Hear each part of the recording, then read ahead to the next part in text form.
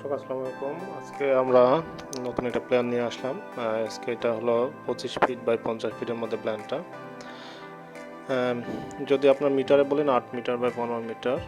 এখানে total 2235 square feet built up area থাকবে। এখানে টোটাল 5টা বেডরুম, 3টা টয়লেট, ড্রয়িং রুম থাকবে 2টা এবং কিচেন একটা, ফ্লোর 2টা। টোটাল একটা ডুপ্লেক্স বাড়ি। এখানে কার এবং বাইক পার্কিং থাকবে। তো দর্শক আমরা চলুন এরপরে মূল প্ল্যানটাতে চলে যাই।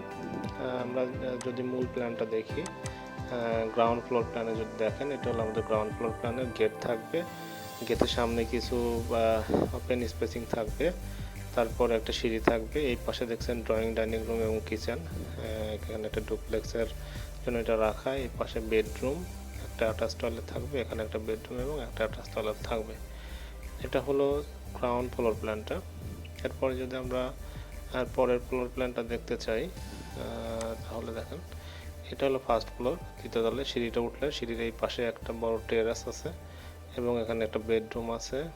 আর এই পাশটাতে আর একটা ড্রয়িং রুম আমরা যেটা বলছি।